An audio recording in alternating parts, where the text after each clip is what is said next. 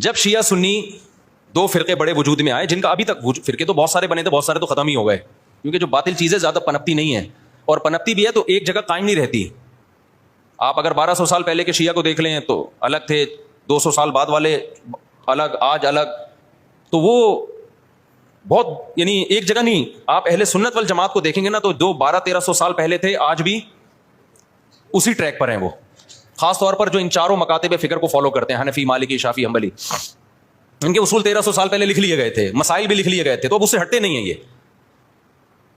آپ کو حنفی 800 سال پہلے کا بھی وہی نظر آئے گا جو آج تھا, شافعی 800 سال پہلے کا بھی ویسے نظر آئے گا جیسا آج تھا. اگر تبدیلی ہوئی ہے تو بدعت کے حوالے سے ہوئی ہے, کسی میں بدعتیں آ گئیں, کسی میں بدعتیں کوئی ایکسٹریم لیول پہ ادھر چلا گیا, کوئی مسائل کے معاملے کی بات کر رہا ہوں. جو اسلامک لا ہے, لا نہیں چینج ہوا کیونکہ وہ ریٹن فارم میں آ چکا تھا پہلے.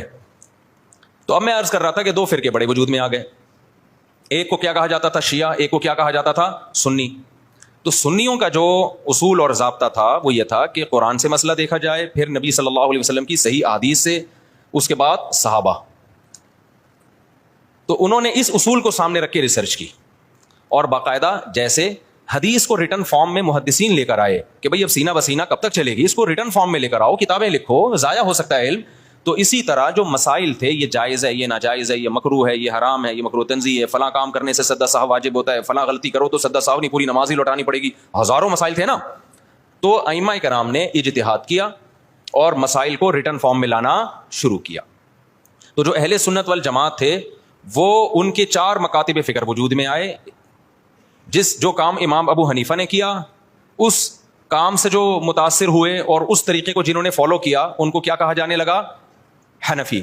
اور جنہوں نے امام شافعی کو فالو کیا, ان کو کیا کہا جانے لگا, بولتے کیوں نہیں, شافعی. اب آپ بتاؤ جو امام شافعی کو فالو کرتے, ان کو اگر ہم مسلم کہتے کہ نہیں حنفی شافعی کچھ نہیں ہوتا, مسلم ہے, اس کا مطلب شافعی اگر مسلم ہے تو حنفی بھی غیر مسلم ہے. نہیں آئی میرا خیال ہے بات سن. تو یہ صحیح نام, یہ نام صحیح ہوتا.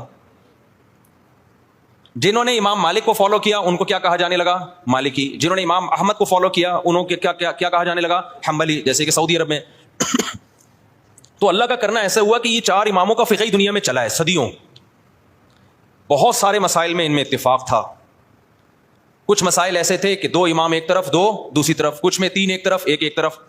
تو جو اختلافی تھے وہ اب اختلافی رہ گئے ہمیشہ کے لیے, جو اتفاقی تھے وہ کیا بن گئے, اتفاقی بن گئے. اب جو اختلافی تھے تو علماء نے کہا کہ بھائی چونکہ اتنے بڑے بڑے ائمہ نے ریسرچ کا کام کیا ہے, یہ اختلاف اب حل نہیں ہو سکا. جیسے رفع الیدین کا مسئلہ اختلافی بن گیا, امام کے پیچھے آمین زور سے کہنی ہے, آہستہ کہنی ہے, یہ کیا بن گیا, اختلافی. ہاتھ یہاں باندھنے, یہاں باندھنے, یہ ذہن میں رکھے, سینے پہ ہاتھ باندھنا کسی مجتہد سے منقول نہیں ہے, بلکہ سعودی عرب کے ایک عالم کا بھی کلپ بھی آیا, انہوں نے کہا یہ مکروہ عمل ہے سینے پہ ہاتھ باندھنا, کیونکہ اس بارے میں صحیح حدیث موجود نہیں ہے. تو اگر میں کہتا نا ہندوستان کے کسی عالم کا, تو لوگ کہتے ہیں نہیں نہیں یہ تو مانتے ہی نہیں حدیثوں کو, حالانکہ غلط بات ہے, کیوں نہیں مانتے بھائی. لیکن سعودیہ کے, تبھی آپ نے ائمہ حرمین کو بھی دیکھا ہوگا سینے پہ ہاتھ نہیں باندھتے, وہ بھی نیچے ہاتھ باندھتے. چاروں اماموں میں کسی کے ناف کے اوپر ہے, کسی کے ناف کے تھوڑا سا اوپر, کسی کا ناف کے بالکل اوپر. ایسا چاروں میں سے کسی کی ریسرچ نہیں ہے کہ سینے پہ ہاتھ باندھے جائیں, یہاں یوں کر کے ہاتھ باندھے جائیں. خیر جو باندھتے ہیں ہمیں ان سے کوئی چڑ نہیں ہے, کوئی اتنا بڑا ایشو نہیں ہے یہ. میں تو صرف یہ بتا رہا ہوں کہ یہ جو الزام لگایا جاتا ہے نا کہ یہ لوگ حدیثوں کو نہیں مانتے, یہ الزام غلط ہے.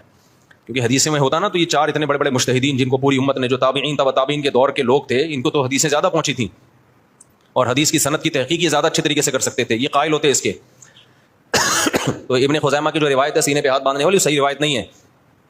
مصیبت آج کل یہ ہے کہ آپ کا جو مذہب ہوتا ہے, آپ وہ حدیث کو لازمی صحیح کہنا ہے مارکیٹ میں جو چل رہا ہے, اور جو مخالف کی دلیل ہے وہ لازمی کیا ہے, پہلی نظر میں ہی ضعیف ہے, یہ چل رہا ہے مارکیٹ میں. خیر, تو ان 4 اماموں میں جب اختلاف کچھ باقی رہ گیا تو امت کے بڑے بڑے علماء نے فتویٰ دیا کہ بھائی اب یہ اختلاف ختم کرنا ممکن بولو نہیں ہے, کیونکہ صحابہ میں یہ اختلاف تھا. کوئی یہاں ہاتھ باندھتا, کوئی ہاتھ چھوڑ کے نماز پڑھتا. صحابہ میں صحیح حدیث سے ثابت ہے ایک صحابی ہاتھ چھوڑ کے نماز پڑھتے تھے, اور یہ بھی ثابت ہے صحیح سند سے کہ مدینہ والے ہاتھ چھوڑ کے نماز پڑھتے تھے. تو امام مالک نے کہا کہ بھائی مدینہ والے جب ہاتھ چھوڑ کے نماز پڑھ رہے ہیں تو نبی کی آخری نماز تو انہوں نے دیکھی ہے, تو میں ہاتھ چھوڑ کے نماز کے قائل ہوں. ٹھیک ہے, ہاتھ باندھنے والی حدیثیں ہیں لیکن وہ پرانے زمانے کی ہیں. مدینہ کس کو فالو کر رہا ہے, نبی کے آخری عمل کو فالو کر رہا ہے, تو میں ہاتھ چھوڑ کے نماز. تبھی مالکیہ پوری دنیا میں جہاں بھی ہیں کیسے نماز پڑھتے ہیں, بولتے کیوں نہیں, ہاتھ چھوڑ کے. اب کبھی ہمیں ہاتھ چھوڑا ہوا بندہ نظر آ جائے نماز پڑھ رہا ہے تو ہمیں اشکال ہوتا ہے یار ساری دنیا تو ہاتھ باندھ کے نماز پڑھ رہی ہے, یہ کیوں چھوڑ رہا ہے. تو ہم بجائے اس کے کہ بولیں یہ مسلم ہے یا میں مسلم ہوں, تو کیا مطلب وہ غیر مسلم ہندو ہے وہ. تو ان شارٹ ہم کیا کہتے ہیں, یہ فقہ مالکیہ کو فالو کرتے ہیں. یہ کیا کرتے ہیں بھائی, یعنی مالکی ہیں. یہ کیا مطلب, یہ امام مالک کی جو تحقیق ہے اس کو زیادہ اس پر اعتماد کرتے ہیں. حدیثوں میں تو سب کچھ ملے گا آپ کو. جب سب کچھ ملے گا تو کسی نے ایک حدیث کو ترجیح دی, دوسری میں تعویل کی, کسی نے دوسری کو ترجیح دی, اس والی حدیث میں تعویل کی. میں سمجھا پا رہا ہوں اپنی بات؟